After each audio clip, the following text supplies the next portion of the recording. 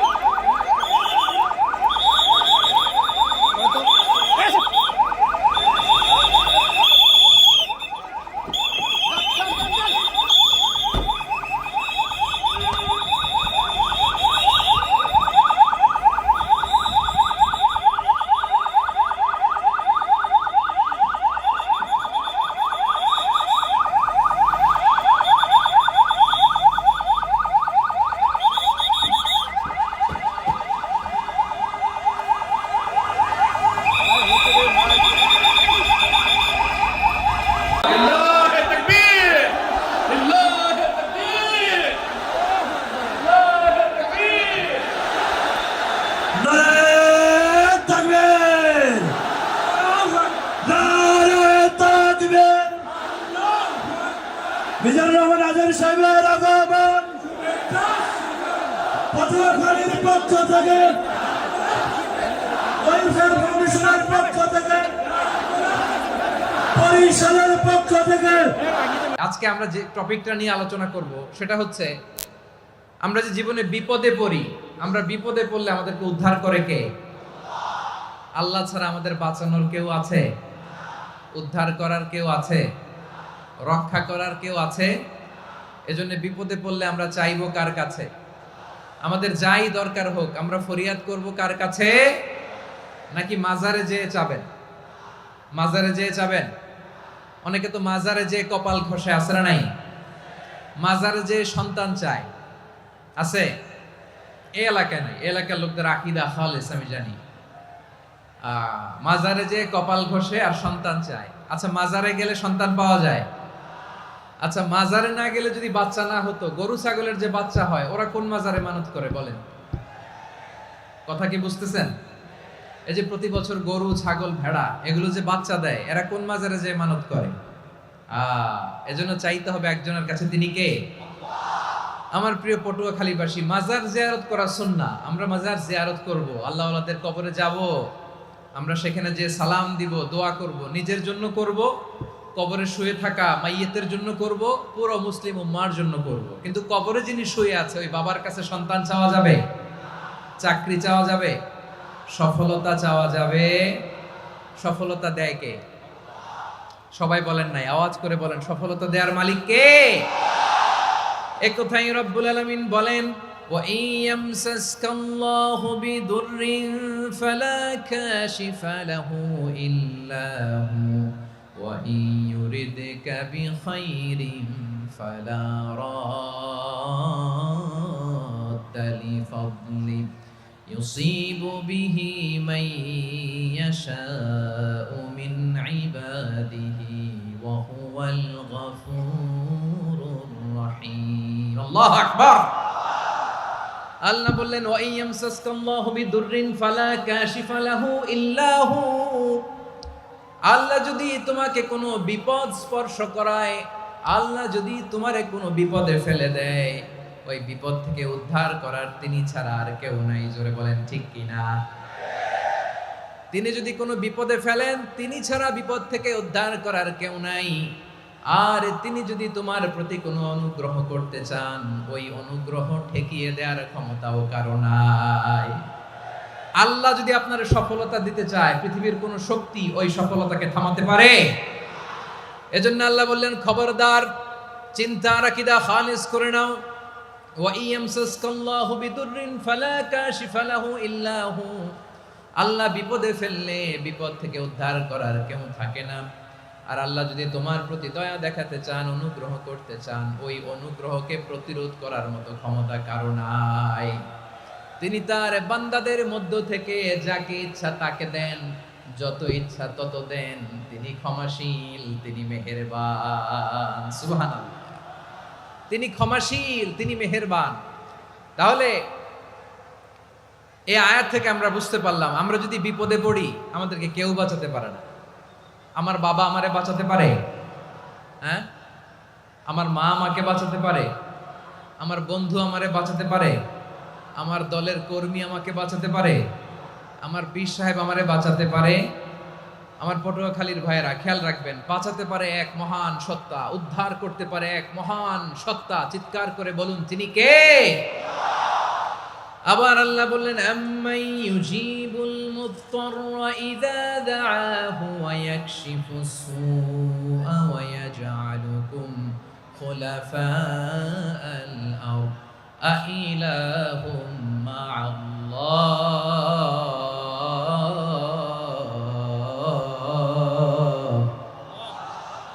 ক্বালিলাম মা তাযাক্কারুন। রব্বুল আলামিন বলেন, বিপদে পড়ে কাতর কণ্ঠে চিন্তাগ্রস্ত হয়ে যখন কেউ ফরিয়াদি হয়ে আল্লাহর ডাকে হাত তোলে, তখন ওই ব্যক্তির ডাকে সাড়া দেয় কে? সবাই বলুন। কণ্ঠে বিপন্ন অবস্থায় আপনি যখন কেঁদে কেঁদে হাত তুলে আপনার দুঃখের কথা জানান, আপনি যখন ডাকেন তারে, তখন আপনার ডাকে সাড়া দেয় কে? আল্লাহ বলে, আমি সাড়া দেই। তোমাদের বিপদকে মুক্ত করে দেয় কে? ওই আল্লাহর সাথে কোনো উপাস্য আছে নাকি? কিন্তু খুব অল্প সংখ্যক লোকই তোমরা উপদেশ গ্রহণ করো। কথাটা কার? তাহলে বিপন্ন মানবতা যখন কাঁদে, মানুষ যখন বিপদে পড়ে নিরুপায় হয়ে ফরিয়াদ করে, তার ডাক শোনার কেউ নাই একজন ছাড়া। চিল্লায় বলেন তো, তিনি কে? এজন্য আমরা ফরিয়াদের হাত কার দিকে তুলব? প্রিয় পটুয়াখালী বলেন, ফরিয়াদের দুটো হাত আমরা কার দিকে তুলব? এবং খেয়াল রাখতে হবে, মাথার সাথে সেট করে নিতে হবে, আল্লাহ ছাড়া আমাকে উদ্ধার করার কেউ নাই। এই পৃথিবীতে কেউ আপন না। প্রিয় ভাইরা, বিপদে বললে বোঝা যায় কেউ আপন না। আপন শুধু একজন মহান সত্তা, তিনি কে? এটা কি আপনারা খেয়াল রাখতে পারবেন? হ্যাঁ, বিপদে আপদে কেউ আমাদের বাঁচাতে পারে না, তরাতে পারে না, মুক্তি দিতে পারে না, উদ্ধার করতে পারে না, একমাত্র আমার প্রভু ছাড়া, আল্লাহ ছাড়া। চিল্লায় বলেন ঠিক কিনা? এবং প্রিয় পটুয়াখালীর ভাইয়েরা, মাথার সাথে এটা সেট করে নিতে হবে যে আমাদের পুরো জীবনটাই পরীক্ষা। পুরো জীবনটাই কি? The life is a test. পুরো জীবনটাই পরীক্ষা। এই জীবনে বিপদ আসবে, আপদ আসবে, পরীক্ষা আসবে, সবার জীবনে এটা থাকে। এক একজনের পরীক্ষা এক এক রকম। আমার পরীক্ষা একরকম, মাসুদ ভাইয়ের পরীক্ষা একরকম, চৌধুরী সাহেবের পরীক্ষা একরকম, আপনার পরীক্ষা একরকম, ওনার পরীক্ষা আবার আরেক রকম। পুরো পৃথিবীটাই পরীক্ষা ক্ষেত্র, সবাই পরীক্ষা দিচ্ছি, কিন্তু কারো পরীক্ষা প্রশ্নের সাথে কারোটার মিল নাই। সুবহানাল্লাহ পড়বেন না? পুরোটাই পরীক্ষা ক্ষেত্র, সবাই পরীক্ষার্থী, কিন্তু প্রশ্নপত্র একটার সাথে আরেকটা মিলে না। One doesn't match the other. একজনেরটার সাথে আরেকজনেরটা মিলে না। কাউকে আল্লাহ তাআলা ধনী বানিয়ে পরীক্ষা করেন। কি বানিয়ে? কথা কি বুঝতেছেন নাকি কষ্ট হচ্ছে? কষ্ট হচ্ছে আপনাদের?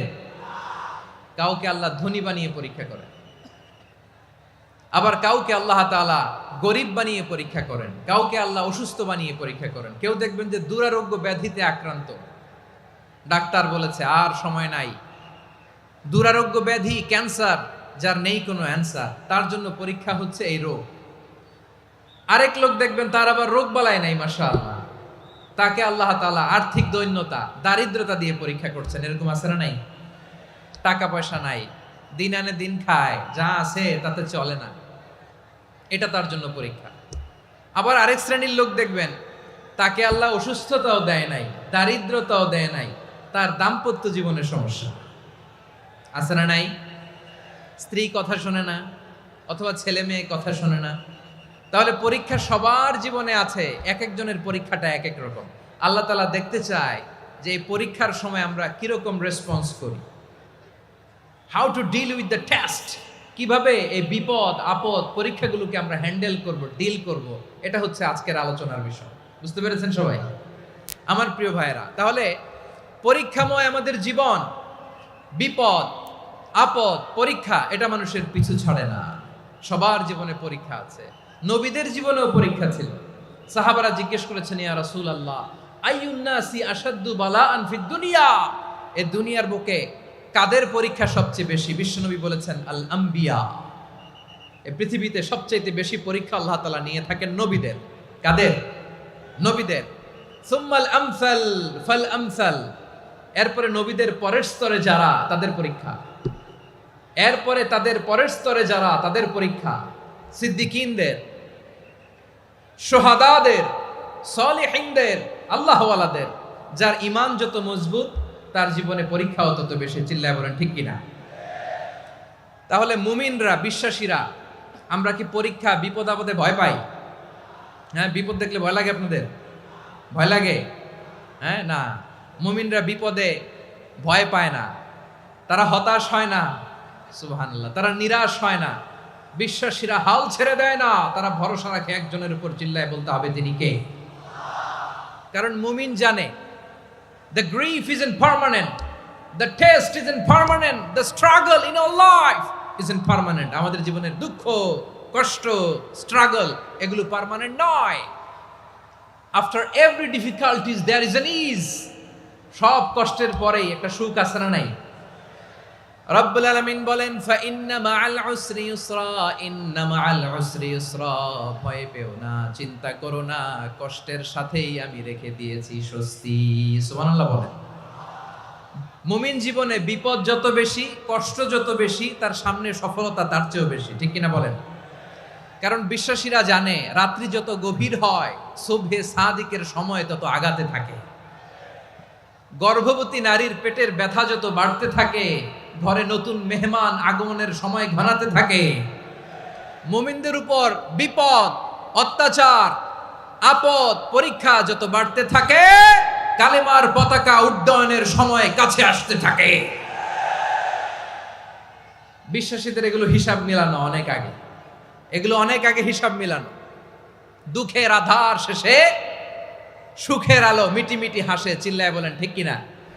দুঃখ যত বেশি, পরীক্ষা যত বেশি, কষ্ট যত বেশি, সুখের সময় তত কাছাকাছি চিল্লায় বলতে হবে, ঠিক কিনা? এজন্য মুমিন জীবনে পরীক্ষা বেশি, মুমিনদের হতাশা নাই।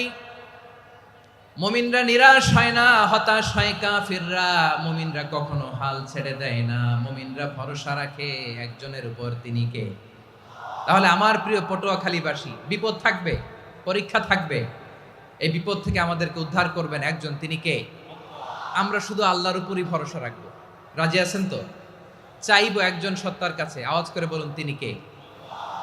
একজন সত্তার কাছে চাইবে। বিশ্বনবী ওনার চাচাতো ভাই আব্দুল্লাহ ইবনে আব্বাস রাদিয়াল্লাহু তাআলা আনহুকে বললেন, ইয়া আব্দুল্লাহ ইবনুল আব্বাস, হে আব্দুল্লাহ ইবনে আব্বাস, ইযা সাআলতা ফাসআলিল্লাহ, যখন চাইবে আল্লাহর কাছে যাও। ও আব্দুল্লাহ, যখন চাইবা আল্লাহর কাছে চাও। ওয়া ইযা ইসতাআনতা ফাসতাইন বিল্লাহ, যখন সাহায্য চাইবা আল্লাহর কাছে ফরিয়াদ করো। জেনে রেখো ও আব্দুল্লাহ, ওয়া'লাম আন্নাল উম্মাতা লাউ ইজতামাআত আলা আন ইয়ানফাউকা বিশাইইন লাম ইয়ানফাউকা ইল্লা বিশাইইন ক্বাদ কাতাবাহু আল্লাহু লাক। ও আব্দুল্লাহ, জেনে রেখো, মনে রেখো, গোটা বিশ্বের সবাই মিলে যদি তোমার উপকার করতে চায় ততটুকুই তারা করতে পারবে যতটুকু আল্লাহ তোমার নসিবে সেটা লিখে রেখেছে, ঠিক কিনা বলেন? আর যদি গোটা বিশ্বের সবাই মিলে তোমার বিরুদ্ধে কনস্পাইরেসি করে, ষড়যন্ত্র করে, গোটা বিশ্বের সবাই মিলেও যদি তোমার ক্ষতি করতে চায় ততটুকুই শুধু পারবে যেটা আল্লাহ তোমার জন্য বরাদ্দ রেখেছে। যতটুকু আল্লাহ তাআলা তোমার জন্য বরাদ্দ রেখেছে অতটুকুই ক্ষতি করতে পারবে, আর এক চুল বেশিও করতে পারবে না, কমও করতে পারবে না। চিল্লায় বলেন, ঠিক কিনা? এজন্য আমরা চাইবো কার কাছে? সবাই বলেন নাই, আওয়াজ করে বলেন, কার কাছে? সব সময় আমরা আল্লাহর কাছে চাইবো, বিপদে আপদে, সুখে দুঃখে, সচ্ছল অবস্থায় অসচ্ছল অবস্থায়, পরাজয়ের সময় বিজয়ের সময়, সব সময় আমরা ভরসা রাখবো কার উপর? সবাই বলুন। একদল লোক আছে যারা বিপদে পড়লে আল্লাহরে ডাকে, আছে না নাই? পটুয়াখালীতে মাশাআল্লাহ নাই। বিপদ আসলে আল্লাহরে ডাকে, বিপদ নাই আল্লাহও নাই। বিপদে পড়লে নামাজ পড়ে, বিপদও নাই নামাজও নাই। বিপদে পড়লে জিকির করে, বিপদ যখন চলে যায় ওদের জিকিরও বন্ধ হয়ে যায়। এরকম আছে না নাই? কিছু লোক দেখবেন পরীক্ষা আসলে নামাজ পড়ে, আছে আছে? জেনজি আওয়াজ করো, এরকম আছে? এই কমন পড়ে গেছে, কমন পড়ছে। দেখবেন পরীক্ষার সময় নামাজ পড়ে, পরীক্ষাও নাই নামাজও আছে। এরকম কিছু লোক আছে অসুস্থ হলে আল্লাহরে বড্ড ভালোবাসে, আল্লাহরে খুব ডাকে। অসুস্থ হইলে অসুস্থতাও নাই, আল্লাহ স্মরণও নাই। দেখবেন কিছু লোক নির্বাচন আসলে খুব আল্লাহ আল্লাহ হয়ে যায়, তখন দেখবেন মাথার মধ্যে হেজাব লাগায়, পাঞ্জাবি লাগায়, আল্লাহ আল্লাহ হয়ে যায়। নির্বাচনও নাই, এরপরে আল্লাহর কথাও নাই। আছে না নাই? না, এরকম হওয়া যাবে না। সব সময় আমরা আল্লাহরে ডাকবো, বিপদে আপদে সব সময় ভরসা রাখবো আমরা একজনের উপর। আওয়াজ করে বলেন, তিনি কে? এ কথাই আল্লাহ তাআলা আমাদের চোখে আঙ্গুল দিয়ে জানিয়ে দিলেন, ফাইদা রাকিবু ফিল ফুলকি দা'আউল্লাহা মুখলিসিনা লাহুদ্দিন ফালাম্মা নাজ্জাহুম ইলাল বাররি ইযা হুম ইউশরিকুন। আল্লাহ বলে, একদল লোক আছে, তারা যখন নৌযানে চড়ে, জলযানে চড়ে, সাগরের মধ্যে যখন জাহাজে চড়ে, লঞ্চে চড়ে, তারা যখন তুফানের সম্মুখীন হয় তখন তারা আল্লাহরে বড্ড বেশি ডাকে, একান্ত ভাবে ডাকে, বিশুদ্ধ চিত্তে ডাকে। আবার তুফান থেকে তাদেরকে সেফ জোনে নিয়ে, নিরাপদ জোনে নিয়ে যখন বন্দরে আমি আল্লাহ তাদেরকে ভিড়িয়ে দেই, ওই লোকগুলো আবার আমি আল্লাহর সাথে শিরিক করে। এরকম আছে না নাই? জাহাজে উঠছে, সাগরের মাঝখানে তুফান, ওই সময় দেখবেন আল্লাহ কারে কয়। এই কথা তো আপনাদেরকে বোঝানো সহজ, আপনারা তো নদীর দেশের মানুষ। লঞ্চে চড়েন নাই কারা কারা? দেখি, লঞ্চে চড়ছেন? হ্যাঁ, লঞ্চে চড়ে নাই এরকম একজনও নাই এখানে। আচ্ছা, লঞ্চে উঠছেন কে কে? দেখি, মাশাআল্লাহ মাশাআল্লাহ মাশাআল্লাহ। ঠিক আছে, আপনাদের বোঝানো সহজ। আচ্ছা, লঞ্চে উঠে তুফানের সম্মুখীন হয়েছেন, জলোচ্ছ্বাস সবাই, মাশাআল্লাহ। তো এই ওয়াজ তো আপনাদের মুখস্থ, ঠিক কিনা বলেন? আমার বলার দরকার নাই, বলেন। মাঝ নদী, তুফান, জলোচ্ছ্বাস, জলের মধ্যে উচ্ছ্বাস, ঢেউ, টর্নেডো, সাইক্লোন, মেঘের ঘনঘটা, পরিবেশ ঘুটঘুটে অন্ধকার, লঞ্চ একবার এদিকে আরেকবার ওইদিকে, ভিতরে কি অবস্থা হয় বলেন তো? হ্যাঁ, তখন মুসলিমও আল্লাহর ডাকে, হিন্দু আল্লাহর ডাকে, ঠিক কিনা বলেন? আস্তিক আল্লাহর ডাকে, নাস্তিক আল্লাহর ডাকে, ঠিক কিনা?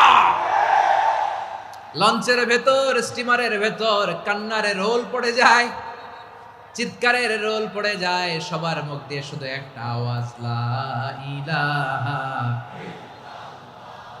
লা ইলাহা লা ইলাহা সুবহানাল্লাহ আলহামদুলিল্লাহ লা ইলাহা। আল্লাহ নামের জিকির করবে যারা, আল্লাহর কাছে প্রিয় তারা, আল্লাহর কাছে প্রিয় যারা, জান্নাতে প্রবেশ করবে তারা, জোরে লা ইলাহা লা ইলাহা ইল্লাল্লাহ লা ইলাহা ইল্লাল্লাহ মুহাম্মাদুর রাসূলুল্লাহ সাল্লাল্লাহু আলাইহি ওয়াসাল্লাম। আমার প্রিয় পটুয়াখালীবাসী, তাহলে লঞ্চের ভেতরে যখন আমরা তুফানের মধ্যে পড়ি, তখন সবাই মিলে আমরা একটা নামের জিকির করি। নামটা কার? মুসলমানেরাও ডাকে, হিন্দুরাও ডাকে, আস্তিকও ডাকে, নাস্তিকও ডাকে, সবাই ডাকে একজনকে, তিনি কে? আবার দেখবেন ওই আল্লাহ তুফানের পরে, ঝড়ের পরে ওই লঞ্চটাকে যখন সদর ঘাটে ফিরিয়ে দেয়, আবার আমরা নাফরমানি শুরু করে দেই। সে কোথায় আল্লাহ বললেন, ফাইদা রাকিবু ফিল ফুলকি দাআউল্লাহ মুখলিসিনা লাহুদ্দিন ফালাম্মা নাজ্জাহুম ইলাল বাররি ইযা হুম ইউশরিকুন। সাগরে যখন তুফানে পড়ে আমি আল্লাহর ডাকে, আবার আমি আল্লাহ যখন বাঁচিয়ে দেই, আবার আমি আল্লাহর সাথে শিরিক শুরু করে, আমরা কি এরকম হতে চাই নাকি? এরকম করবেন? হ্যাঁ না, আমরা তুফানে পড়লেও আল্লাহরে ডাকি, আবার বাঁচায় দেওয়ার পরেও ডাকি কারে? আল্লাহকেই ডাকি। বিমানের মধ্যে মাঝে মাঝে দেখবেন যে এয়ার টার্বুলেন্স হয়, জানেন? এয়ার টার্বুলেন্স জানেন তো? মাঝে মাঝে বিমানটা বাউন্সিং করে, বাম্পি, ভেরি বাম্পি ওয়েদার। শোনেন নাই? 40,000 ফিট উপরে যখন থাকে, তখন পাইলট মাঝে মাঝে বলে, dear passengers, ladies and gentleman, right now we are flying 40,000 feet above the ground and we are passing very air turbulence, very heavy air turbulence right now. Please fasten your seat belt. দেখবেন মাঝে মাঝে বলে যে, ভদ্র মহিলা, ভদ্র মহোদয়গণ, আমরা 40,000 ফিট উপর দিয়ে যাচ্ছি আর এয়ার টার্বুলেন্স ফেস করছি, মেহেরবানি করে আল্লাহর হস্তে সিট বেল্ট বাঁধুন। তখন বিমানটা এরকম বাউন্সিং করে, শেকিং করে। আপনারা মুখোমুখি হয়েছেন? ইদানিং এই এয়ার টার্বুলেন্স বেড়ে গিয়েছে। গত বছর আমার ইন্টারন্যাশনাল অনেকগুলো ফ্লাইট ছিল, তো আমি দেখলাম যে আগের ফ্লাইটগুলোর তুলনায় এখন এয়ার টার্বুলেন্স খুব বেশি। আমি একটু রিসার্চ করে দেখলাম, ক্লাইমেট চেঞ্জের কারণে, জলবায়ু পরিবর্তনের কারণে আকাশের বাতাসের মুভমেন্টে পরিবর্তন হয়েছে, ফলে এখন বিমান শেকিং করে বেশি, বাউন্সিং, বাম্পি ওয়েদার। তো বলেন তো, 40,000 ফিট উপরে যখন আপনি, কয় হাজার ফিট? সবাই বলুন, কয় হাজার ফিট? 40,000 ফিট উপরে যখন আপনি, তখন যখন বিমানটা এরকম বাউন্সিং করে, সবাই যখন ভমিটিং করে বিমান নষ্ট করে দেয়, বমি করে, তখন বাঁচানোর কে আছে আল্লাহ ছাড়া? কেউ আছে? ওই মুহূর্তেও সবাই মিলে একজনের ডাকে আওয়াজ করে বলেন, তিনি কে? মাঝে মাঝে কিছু সোশ্যাল মিডিয়ায় কিছু ভিডিও পাওয়া যায় যে হেভি যখন এয়ার টার্বুলেন্স হয়, 10 সেকেন্ড 15 সেকেন্ডের কিছু ভিডিও পাওয়া যায়, বিমানটা এরকম বাউন্সিং করছে, বাম্পি ওয়েদার, কাঁপছে, মানুষগুলো বমি করছে, অক্সিজেন মাস্কগুলো সব ঝুলে পড়েছে, বিমানটা শুধু কাঁপছে। তখন দেখবেন বিমানের ভেতরেও এরকম লঞ্চের মতো চিৎকার আছে না নাই? বিমানের ভেতরেও তখন চিৎকার। গত বছর হিথ্রো এয়ারপোর্ট থেকে সিঙ্গাপুর এয়ারলাইন্সের একটা ফ্লাইট হিথ্রো টু চাঙ্গি একটা ফ্লাইটে এমন বেশি এয়ার টার্বুলেন্সের শিকার হয়েছিল ওই এয়ারক্রাফটটা, 33 জন যাত্রী সেখানে আহত হয়েছে, একজন যাত্রী নিহত হয়েছে। কেবিন ক্রুজ এয়ার হোস্টেস যারা আছে, একজনের নাক ফেটে, চোখ ফেটে, কপাল ফেটে, ব্লিডিং হয়ে শয়লা। প্রিয় ভাইয়েরা, ওই 40,000 ফিট উপরে বিমানটা যখন কাঁপবে, তখন আমাদেরকে আল্লাহ ছাড়া আর কেউ বাঁচানোর আছে? এত আসতে বললে হবে? ওই কঠিন মুহূর্তে আমার বাবা আমারে বাঁচাতে পারে, আমার বন্ধু আমারে বাঁচাতে পারে। এই গ্রাউন্ডে, জমিনের বুকে আমার প্রোটোকল, আমার ক্ষমতা, আমার দাম্ভিকতা কোনো কিছু আমারে বাঁচাতে পারে একজন ছাড়া। চিল্লায় বলতে হবে, তিনি কে? সে আল্লাহ বললেন, গোলাম আমি বিপদের সময় ঠিকই তোমাদের বাঁচিয়ে দেই। ওই বিমানের ভেতরে 40,000 ফিট উপরে যখন তোমরা এয়ার টার্বুলেন্সের শিকার হও, তখন নাস্তিকও আল্লাহরে ডাকে, হিন্দু আল্লাহরে ডাকে। জোরে বলেন ঠিক কিনা? আবার বিমানটা যখন শান্ত হয়ে যায়, একটু পরেই বিমানের স্ক্রিনের মধ্যে হিন্দি সিনেমা খোঁজে। বিমানের স্ক্রিনে কিন্তু বিশাল ওখানে আফলাম ফিল্মের একেবারে বোঝাই করা। বিমানটা শান্ত হলে আবার হিন্দি সিনেমা দেখা শুরু করে। একটু আগে ডাকছিল কারে?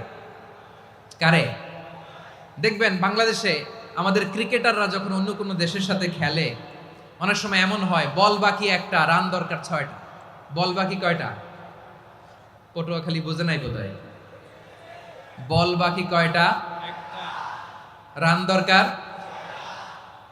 আপনি দেখবেন ক্যামেরাম্যান তখন গ্যালারিতে খালি দেখায় দর্শকদের যে কি অস্থিরতা। হিপ হপ স্টাইলের মেয়েটা, যে মেয়েটার ওড়না এতক্ষণ ছিল গলায়, এতক্ষণ কই ছিল, ওই মেয়েটা দেখবেন ওড়নাটা টেনে মাথায় দিয়ে এরকম মুনাজাত ধরতেছে, আল্লাহ আল্লাহ, একটা ছক্কা, আল্লাহ আল্লাহ, আমার লাল সবুজের পতাকারে তুমি অপমানিত কইরো না আল্লাহ, ইন্ডিয়ার সাথে আমাদের খেলা, আল্লাহ আল্লাহ, একটা ছক্কা, একটা। পুরো খেলা জুড়ে এই মেয়ের ওড়না ছিল গলায়, কিন্তু যখন 1 বলে 6 রান দরকার, ওড়না চলে আসছে কোথায়? মাথায়। আবার মুনাজাত আছে না নাই? ঠিকই বাংলাদেশের দামাল ছেলে এমন এক শট মারলো, বল চলে গেল স্টেডিয়ামের বাইরে, ছক্কা, জিতে গেলাম আমরা। পুরো স্টেডিয়াম জুড়ে চিৎকার, হই হুল্লোর, মৌজ মাস্তি।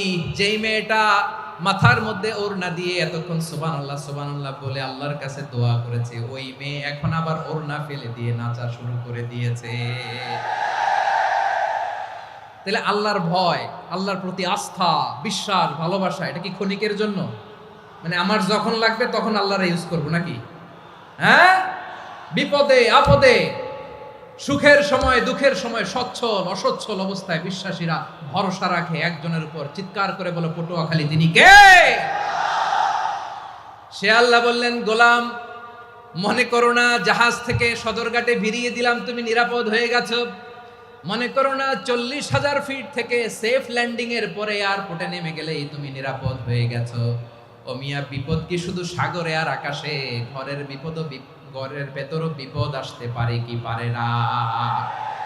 এজন্য সূরা মুলক আল্লাহ বললেন, আমিনতুম মান ফিস সামাই আন ইয়াখসিফা বিকুমুল আরদা ফাইদা হিয়া তামুর।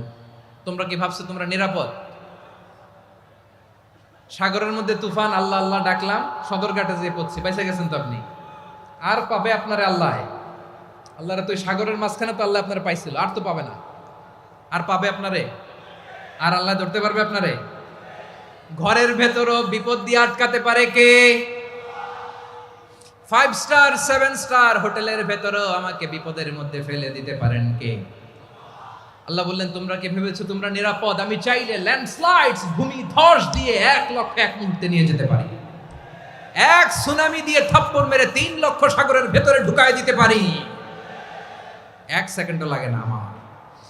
أم أمنتم من في السماء أن يرسل عليكم حاصبا فستعلمون كيف نذير আল্লাহ চাইলে আকাশ থেকে পাথর বৃষ্টি নাজিল করতে পারেন কি পারেন না? এই মুহূর্তে এখানে ভূমিকম্প দিতে পারেন কি পারেন না? আচ্ছা, ভূমিকম্প যখন হয় আমাদের কারো হুঁশ থাকে? আপনি মনে করছেন আমরা সাধারণ মানুষ, আমরা দৌড় দেই, আর প্রেসিডেন্ট প্রধানমন্ত্রী ওনারা বুঝি খাটে শুয়ে থাকে? কথা বুঝে নাই বোধহয়। ভূমিকম্প, আর্থকোয়েক যদি হয়, বাঁচার জন্য আমরা কি করি? হয় খাটের তলায়, ডাইনিং টেবিলের নিচে, উপরে শক্ত কিছু আছে এটার নিচে, অথবা ঘর থুইয়া দেও দৌড়। তো প্রধানমন্ত্রী উনি কি করে? প্রেসিডেন্ট উনি কি করে? হ্যাঁ, উনি খাটের মধ্যে যে শুয়ে থাকে নাকি? উনিও দৌড়, সাধারণ মানুষও দৌড়, প্রধানমন্ত্রীও দৌড়, বাড়িওয়ালাও দৌড়, ভাড়াটিয়াও দৌড়, সবাই দৌড়। নাকি ভাড়াটিয়ারা বাড়ি থুইয়া দৌড়, বাড়িওয়ালারা আর বেরোয় না? এরকম না। তাহলে যে কোনো মুহূর্তে ভূমিকম্প দিয়ে নাস্তানাবুদ করতে পারে কে? আমার প্রিয় ভাইয়েরা, আমরা নিরাপদ নই, আমরা তার দয়ায় বেঁচে আছি। কার দয়ায়? এজন্য আল্লাহ বললেন, গোলাম, যে কোনো মুহূর্তে বিপদ দিয়ে তোমাদেরকে নাস্তানাবুদ করতে পারি। বিশ্বাসী বলে যদি নিজেকে দাবি করো, সব সময় ডাকতে হবে একজন সত্তাকে। বলেন তিনি কে? এই কথা ক্লিয়ার? এই সবগুলো উদাহরণ শেষে সবার কাছে ক্লিয়ার হয়েছে না যে বিপদ থেকে, আপদ থেকে, পরীক্ষা থেকে, ক্যালামিটি থেকে আমাদেরকে কেউ বাঁচাতে পারে না একজন সত্তা ছাড়া। আবারও বলেন তো তিনি কে? ক্লিয়ার? হ্যাঁ, সবাই বুঝতে পারছেন? আচ্ছা, এবার আমরা দেখি বিষ্ণু ঈসা ইসলামের জীবনে বিপদ আপদ ছিল কিনা। উনি বিপদ আসলে কিভাবে ডিল করতেন, বিপদ আসলে কোন দোয়া পড়তে হয়, কিভাবে ফরিয়াদের হাত উত্তোলন করতে হয়, কিভাবে রবের দরবারে নতজানু হয়ে ফরিয়াদ করতে হয়, এটা জানার দরকার আছে না নাই? আসুন আমরা বিশ্বনবীর জীবনী থেকে দেখি বিপদ আসলে উনি কি করতেন। বিপদ আসলেই প্রথমে বিশ্বনবী সাল্লাল্লাহু আলাইহি ওয়াসাল্লাম একটা দোয়া পড়তেন। কি পড়তেন? তিনি পড়তেন, ইন্না লিল্লাহি ওয়া ইন্না ইলাইহি রাজিউন। নিশ্চয় আমরা আল্লাহর জন্য, নিশ্চয় আমরা কার দিকে ফিরবো ভাই? আবার কার দিকে ফিরবো? আওয়াজ করে বলুন তো, আমরা এসেছি কার কাছ থেকে? আবারও ফিরে যাব কার কাছে? এজন্য বিশ্বনবী পড়ছেন, ইন্না লিল্লাহি ওয়া ইন্না ইলাইহি রাজিউন। নিশ্চয় আল্লাহর জন্য, ওই আল্লাহর দিকেই আমরা ফিরে যাব। তারপরে বিশ্বনবী পড়তেন, আল্লাহুম্মা আজুরনি ফি মুসিবাতি ওয়াখলুফ লি খায়রাম মিনহা। একসাথে প্রথমে পড়তেন ইন্না লিল্লাহি ওয়া ইন্না ইলাইহি রাজিউন, তারপর পরই পড়তেন আল্লাহুম্মা আজুরনি ফি মুসিবাতি ওয়াখলুফ লি খায়রাম মিনহা। মানে আল্লাহ, এই যে আমি বিপদে ধৈর্য ধারণ করলাম, এটার সব তুমি আমার দাও, আর যেটা হারালাম এর চেয়ে ভালো কিছু দিয়ে মেকআপ করে দিও, ভালো কিছু দিয়ে বদল করে দিও। সুবহানাল্লাহ পড়েন। তাহলে বিপদ আসলে আমরা কি পড়ব? কথা বলেন। এই যে আমি শুয়েছিলাম, নাশিদ গাচ্ছিল ওরা, এদেশে পরস্পরে দেখা হলে দেয় সালাম, এদেশে আমজনতার হৃদয় জুড়ে পাক কালাম, এদেশে বিপদ এলে সর্বজনে সর্বক্ষণে দোয়া পড়ে ইন্না লিল্লাহ। কি পড়ে? সুবহানাল্লাহ সুবহানাল্লাহ সুবহানাল্লাহ সুবহানাল্লাহ। এদেশে আজান শুনে সূর্য ওঠে শহর গ্রামে, এদেশে আজান শুনে সূর্য ডুবে সন্ধ্যা নামে, এদেশে সকল কাজে সবাই বলে বিসমিল্লাহ, এদেশে ভালো কিছু দেখে শুনে হাসি মুখে সবাই বলে মাশাআল্লাহ। সুবহানাল্লাহ পড়েন। তাহলে বিপদ এলে আমরা কি পড়ি? কথা বুঝলে সবাই উত্তর দিতে হবে। বিপদ এলে কি পড়ি? তাহলে বিপদ এলেই আমরা এখন থেকে ইন্না লিল্লাহ পড়বো, নাকি হাই হুতাশ করবেন? একদল আছে হাই হুতাশ করে, হায় আল্লাহ রে মোর কি হইল রে, মই কি হরমু রে, মই কমবে জামু রে। আছে না নাই?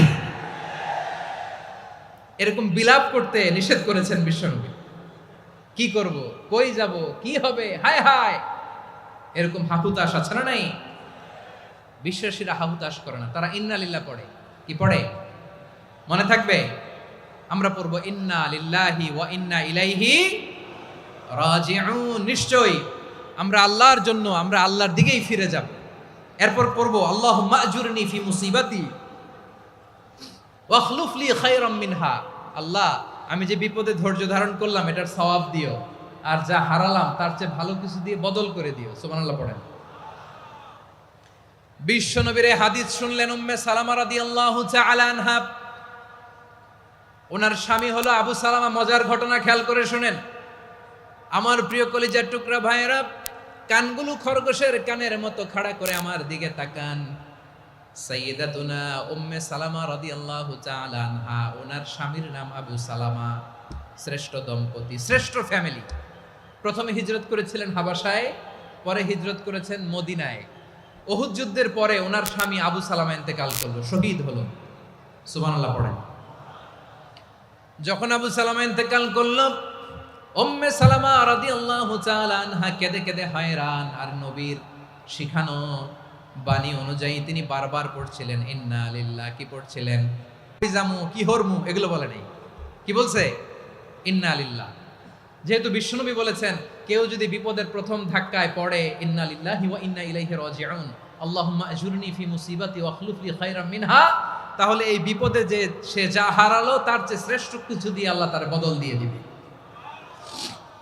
এই হাদিস শুনে উম্মে সালামা রাদিয়াল্লাহু তাআলা আনহা ওনার প্রাণ প্রিয় স্বামী আবু সালামার ইন্তেকালের পরে চোখের পানি ছাড়ে আর পড়ে ইন্না লিল্লাহি ওয়া ইন্না ইলাইহি রাজিউন, আল্লাহুম্মা আজুরনি ফি মুসিবাতি ওয়া আখলুফ লি খায়রাম মিনহা। বারবার এই দোয়া পড়ে চোখের পানি ছাড়ে, এই দোয়া পড়ে চোখের পানি ছাড়ে। আর মনে মনে বলে আবু সালামার মতো ভালো মানুষ মদিনাতে নাই, আবু সালামার চেয়েও ভালো মানুষ মদিনাতে নাই। তার চেয়ে ভালো মানুষ কি করে আল্লাহ তাআলা আমারে দিবে? তার চেয়ে ভালো মানুষ তো আমি মদিনাতে দেখি না।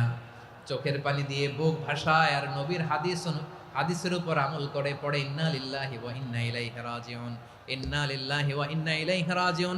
পড়তে পড়তে চোখের পানি ছাড়ে আর চিন্তা করে বিশ্বনবী বললেন এই দোয়া পড়লে যেটা হারালাম তার চেয়ে ভালো কিছু দিয়ে আল্লাহ পুরস্কার দেয়।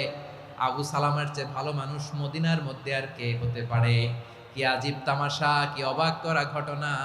কিছুদিন পরে দেখা গেল সাইয়্যিদুল মুরসালিন রাহমাতাল লিল আলামিন স্বয়ং বিশ্ব নবী উম্মে সালামাকে বিয়ের প্রস্তাব পাঠিয়েছে।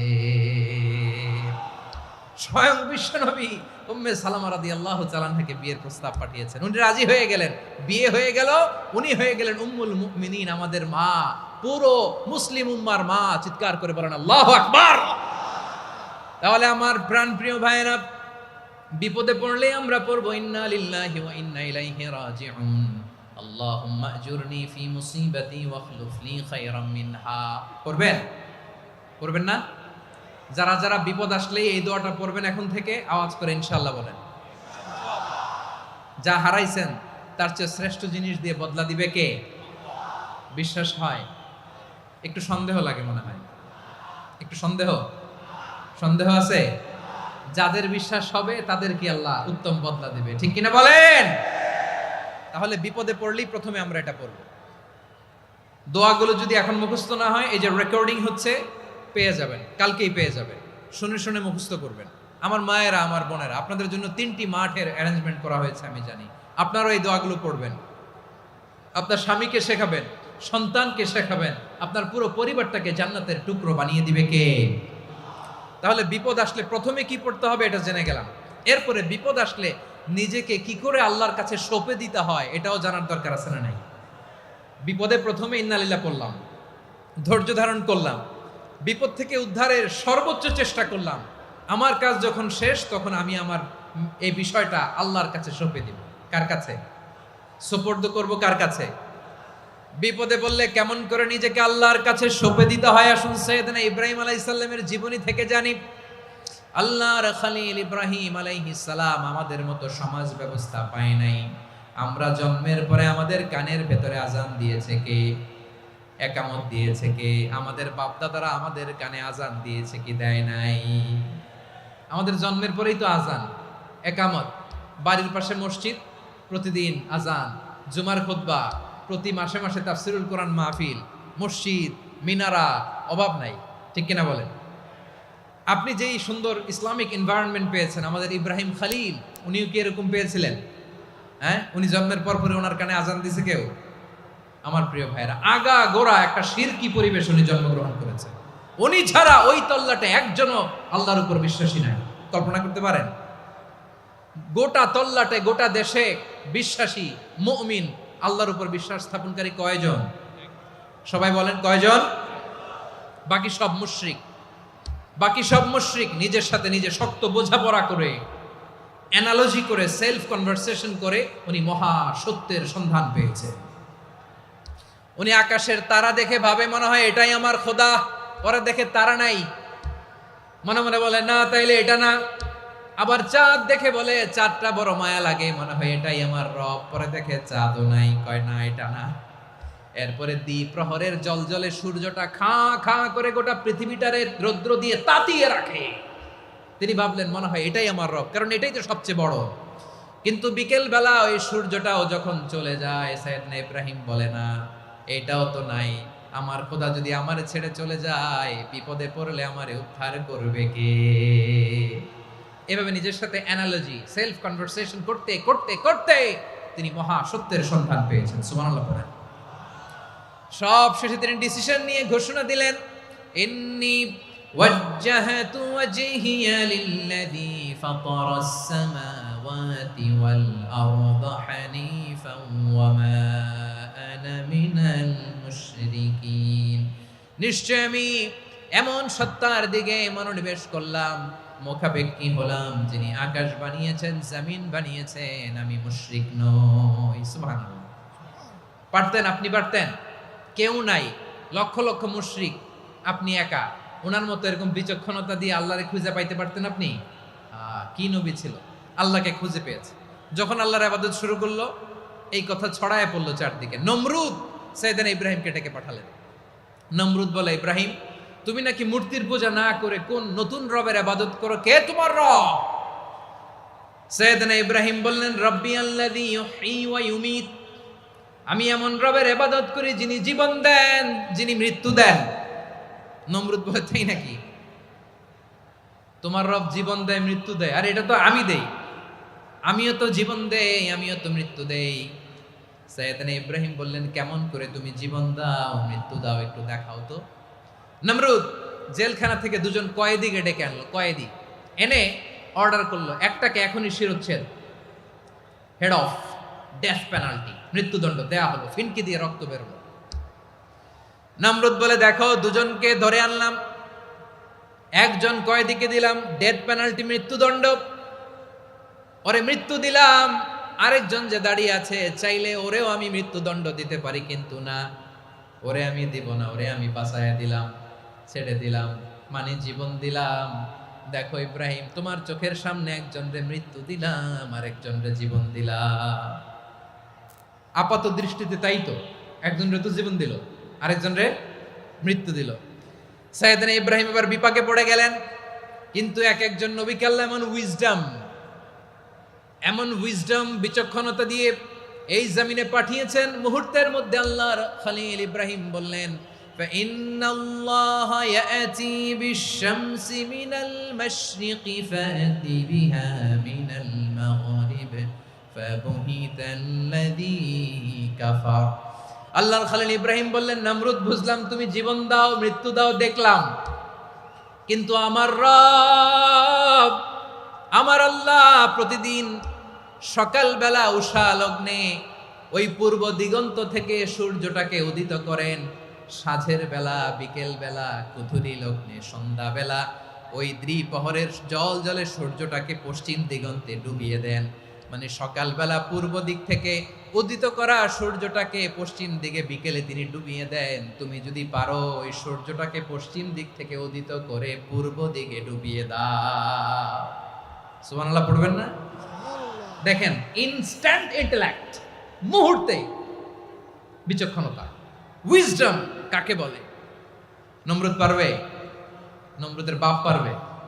ওর দাদা, ওর 14 গোষ্ঠী, গোটা বিশ্বের সব ক্ষমতাধর রাষ্ট্রনায়করা একসাথে হলে পারবে? ফাবুহিতাল্লাযী কাফার, পারে নাই, ব্যর্থ হয়েছে। এবার তেলে বেগুনে জ্বলে উঠেছে, রেগে মেগে আগুন বলে, ফালকুহু ফিল জাহিম, ওর সাথে তর্ক নাই, না পেরে এবার এটারে আগুনে ফেলা। বিশাল বিশাল গাছ কেটে লাকড়ি এনে আগুনের কুণ্ডলি বানানো হলো, দাও দাও দাও দাও করে আগুন জ্বলে। আল্লাহর খলিল ইব্রাহিমকে আগুনে নিক্ষেপ করা হবে। আল্লাহর খলিল সাইয়েদনা ইব্রাহিমের হাতের মধ্যে রশি দিয়ে টাইট করে বাঁধা হলো। পায়ের মধ্যেও টাইট করে রশি দিয়ে বাঁধা হলো। আল্লাহর খলিল ইব্রাহিমকে আগুনের কুণ্ডলীর মধ্যে ফেলা হবে। অমিয়া, আপনি যে বিপদের কারণে ভয় পান, হতাশ হন, এটা কোনো বিপদ ওনার বিপদের সামনে? পটুয়াখালী আওয়াজ করে বলুন, সৈয়দনা খলিল ইব্রাহিমের বিপদের সামনে আমাদের বিপদগুলো কোনো বিপদ? এটা কোনো বিপদই না, এটা কোনো বিপদই না। হাত পা বেঁধে টাইট করে নিক্ষেপ করা হবে, সিম্পলি ফেলা যাবে না, কারণ দাও দাও করে দ্য ব্লেজিং ফায়ার, এমন আগুনের কুণ্ডলী কাছে যাওয়া যায় না, আগুনের উত্তাপে নিক্ষেপ করা হবে। হাতে রশি বেঁধে পায়ে রশি বেঁধে আল্লাহর খলিল ইব্রাহিম আলাইহিস সালামকে আগুনের মধ্যে নিক্ষেপ করা হবে। আহা, এটার বলে অগ্নি পরীক্ষা। উনি অগ্নি পরীক্ষার সম্মুখীন হয়েছিলেন। এজন্য কঠিন পরীক্ষাকে আমরা অগ্নি পরীক্ষার সাথে তুলনা করি, ঠিক কিনা? সাইয়েদনা জিবরাইল এসে বললেন, ও আল্লাহর খলিল, ওরা তো আপনার হাতও বেঁধে ফেললো, পাও বেঁধে ফেললো, নড়াচড়ার সুযোগ নাই, বলেন আমি জিবরিল ফেরেশতা আপনার জন্য কি করতে পারি? আল্লাহর খলিল ইব্রাহিম বলেন, ও জিবরাইল, তোমার কাছে আমার কোনো চাওয়া পাওয়া নাই। সুবহানাল্লাহ বলেন। তোমার কাছে বলার কিছু নাই, তোমার সাহায্যের আমার দরকার নাই। সাইয়েদনা ইব্রাহিম আলাইহিস সালামকে হাতে পায়ে রশি বেঁধে হাত পা বাঁধা অবস্থায় জ্বলন্ত অগ্নিকুণ্ডে যখন নমরুদের দলবল নিক্ষেপ করবে, আল্লাহর খলিল কিভাবে নিজেকে আল্লাহর কাছে সঁপে দিয়েছেন, পটুয়াখালীর ভাইরা খেয়াল করে শুনুন। হাত পা বেঁধে আল্লাহর খলিলকে যখন নিক্ষেপ করা হবে, তিনি মুখ ফুটে বলে ফেললেন, হাসবুনাল্লাহু ওয়া নি'মাল ওয়াকিল। হাসবুনাল্লাহু ওয়া নি'মাল ওয়াকিল, আমার জন্য আল্লাহই যথেষ্ট, আমার জন্য আল্লাহই যথেষ্ট। তিনি আমার সবচেয়ে বড় গার্ডিয়ান, তিনি আমার সবচেয়ে বড় অভিভাবক। জিব্রাইলের সাহায্যে অফারকে ফিরিয়ে দিলেন। দুনিয়ার বুকে কারো কাছে কিছু বলেন নাই, মুখ ফুটে বলেছেন হাসবুনাল্লাহ। ও আমার পটুয়াখালীর প্রাণের ভাইয়েরা, খেয়াল রাখবেন, কোনো বান্দা তার হাতে থাকা সব চেষ্টাটুকুন করার পরে মুখ ফসকে মুখ দিয়ে যখন বলে ফেলে হাসবুনাল্লাহ, বান্দা যখন হাসবুনাল্লাহ বলে ফেলে, ওই ব্যাপারটা ডিল করার দায়িত্ব স্বয়ং আল্লাহ আরশের উপর থেকে নিয়ে নেয়। আপনি যখন বলে ফেলবেন হাসবুনাল্লাহ, এটা ডিলিং করবে কে তখন? চিল্লায় বলেন না, তিনি কে? বান্দা তার সাধ্যের সবটুকু চেষ্টার পরে নতজানু হয়ে যখন বলবে হাসবুনাল্লাহ, আল্লাহ তুমি আমার জন্য যথেষ্ট, নি'মাল ওয়াকিল, তুমি আমার শ্রেষ্ঠ অভিভাবক, তখন তার কি দরকার না দরকার এটা ডিল করে স্বয়ং আল্লাহ। নিক্ষেপ করা হলো সাইয়েদনা ইব্রাহিমকে অগ্নিকুণ্ডলিতে। হাজার হাজার মানুষের দৃশ্য দেখার জন্য জড়ো হয়েছে এরকম বিশাল ময়দানে। কিন্তু কি অবাক করা ঘটনা, সবাই ভয় পাচ্ছিল, না জানে কি হয়ে যায়। আল্লাহর খলিলকে যখন আগুনের কুণ্ডলিতে নিক্ষেপ করা হয়, আল্লাহর খলিল ইব্রাহিম আগুনের কুণ্ডলীর মধ্যে বসে বসে মানুষগুলোর দিকে তাকিয়ে হাসতে শুরু করে দেয়। কারণ আকাশ থেকে রব্বুল আলামিন স্পেশাল ভার্ডিক্ট নাজিল করেছেন, স্পেশাল হুকুম জারি করেছেন, কুলনা ইয়া নারু কুনি বারদান ওয়া সালামান আলা ইব্রাহিম। ও আগুন, খবরদার, সৃষ্টির শুরু থেকে তোকে একটা ধর্ম আমি বাতলে দিয়েছিলাম, তোর ধর্ম, আগুনের ধর্ম হলো যা পাবে জ্বালিয়ে সারখার করবে। আল্লাহ বলল, ও আগুন, তোর ধর্ম দিয়েছিলাম, তুই সব জ্বালিয়ে পুড়িয়ে সারখার করে দিবি, কিন্তু ক্ষণিকের জন্য আমি তোর জ্বালিয়ে দেওয়ার ক্ষমতাটাকে কেড়ে নিলাম, জ্বালিয়ে ভস্ম করে দেওয়ার ক্ষমতা আমি কেড়ে নিলাম। কুনি বারদান, ঠান্ডা হয়ে যা, কিন্তু এত বেশি ঠান্ডা হবি না আবার আমার ইব্রাহিমের জন্য সর্দি লেগে না যায়। সুবহানাল্লাহ, এত আস্তে বললে হবে? কুনি বারদান, বার্দ মানে বরফ, ঠান্ডা, ঠান্ডা হ, কিন্তু এত ঠান্ডা হবি না যাতে আমার ইব্রাহিমের কষ্ট হয়। আগুন বলে, আল্লাহ একবার বললাম ঠান্ডা হ, আবার বলো এত ঠান্ডা হবি না যাতে খলিলের সর্দি না লাগে। কেমন ঠান্ডা হব, কেমন এনভায়রনমেন্ট তৈরি করে দেব বলো? আল্লাহ বললেন, সালামান আলা ইব্রাহিম, আমার খলিল, আমার কলিজা, আমার ইব্রাহিমের জন্য তুই জান্নাতের গুল বাগিচা হয়ে যা। ও ভাই, নবী মুসার মতো ঈমান হলে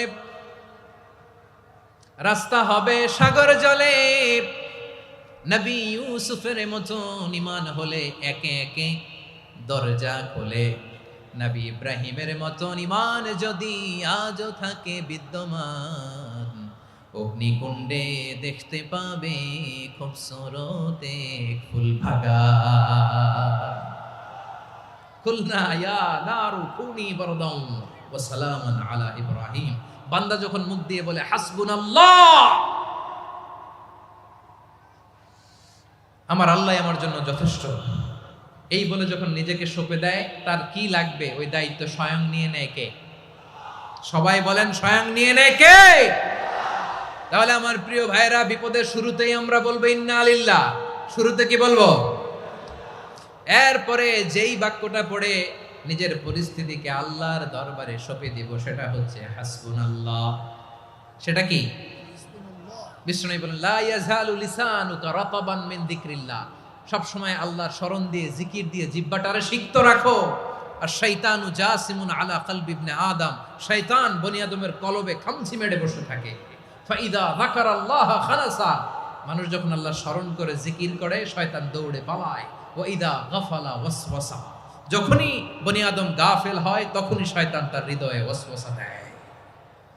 এজন্য বিপদে পড়লে ইন্না লিল্লাহ, নিজের সবটুকুন করার পরে, নিজের রোল প্লে করার পরে নিজেকে আমরা কি বলে সঁপে দিব? সবাই বলেন, সবাই বলতে হবে, আরো জোরে বলেন। মনে থাকবে? বিপদে পড়লে প্রথমে ইন্না লিল্লাহ, এরপরে নিজেকে যখন সঁপে দিব তখন হাসবুনাল্লাহ। এরপরে কঠিন বিপদ যদি যখন বিশ্বনবী পড়তেন, তখন কি করতেন? এমন বিপদ মাঝে মাঝে হয় না, দেয়ালে পিঠ থেকে যায়, চোখে মুখে অন্ধকার, কি করব দিশা খুঁজে পাই না, এরকম হয় কখনো? হ্যাঁ, আপনাদের হয়? হয় না? তো জান্নাতে আছেন আপনারা। হয় হয় এরকম হয়েছে না যে দেয়ালে পিঠ থেকে গেছে, চোখে মুখে অন্ধকার, কই যাব, কি করব, বাঁচানোর কেউ না, এরকম হয়েছে কখনো আপনাদের? যদি হয় তাইলে এটার সলিউশন বলবো, না হইলে তো এগুলো বলে লাভ নাই। হয় হয় হয় বিশ্বনবী এরকম কঠিন বিপদে পড়েছেন জীবনের কিছু কিছু মুহূর্তে। ওই মুহূর্তে বিশ্বনবী স্পেশাল দুইটা দোয়া পড়তেন।